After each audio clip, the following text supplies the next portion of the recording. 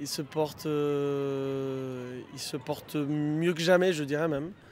Il y a une quinzaine d'années, on faisait 4 films par an. Aujourd'hui, on en est à 40. Les films sont vus dans les festivals internationaux. Ils commencent à faire un tout petit peu d'entrée, peut-être plutôt à l'étranger qu'en Colombie.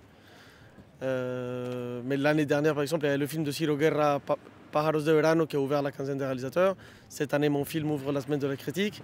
J'ai l'impression qu'on commence à être autrement connu dans le monde aussi, comme une industrie qui n'est pas une grosse industrie de cinéma, mais qui commence à ne pas être une toute petite non plus. C'est un chemin qui a commencé par une loi, la loi du cinéma colombien, qui copie un peu le système français de financement des films et qui est arrivé il y a 15 ans. Donc c'est un chemin qui se fait de la main du gouvernement. Et je dirais que c'est peut-être une des seules choses que le gouvernement colombien fait bien. Donc j'espère que ça va continuer comme ça.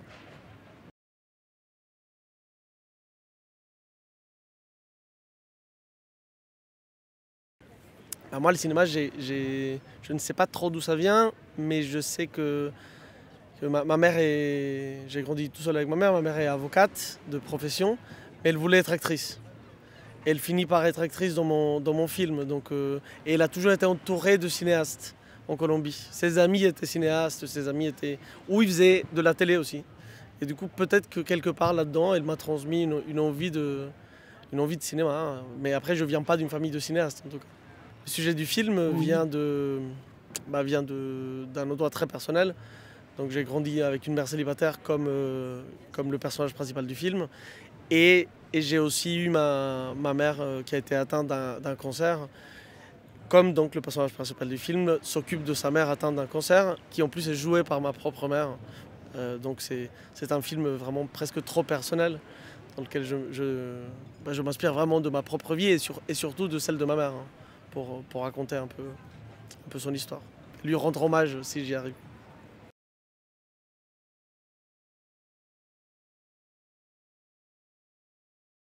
Bah, c'est essentiel, pour moi en tout cas c'est essentiel parce que j'ai un pied en France et un pied en Colombie, même si je suis colombien. Et j'ai des producteurs français qui me soutiennent d'une façon qui me permet de prendre des risques. Ça veut dire, ça me permet de tourner un film comme on l'a fait sur Litigante, parce qu'on a eu une partie des financements français après le tournage. Bah, ça m'a permis quand même de tourner au moment où je voulais tourner pour être prêt aussi pour Cannes. Donc sans un partenaire français qui non seulement finance la moitié du film, mais prend le risque sur le film, bah, ça aurait été impossible et le film serait même peut-être pas là. Et ça, c'est pas possible en Colombie.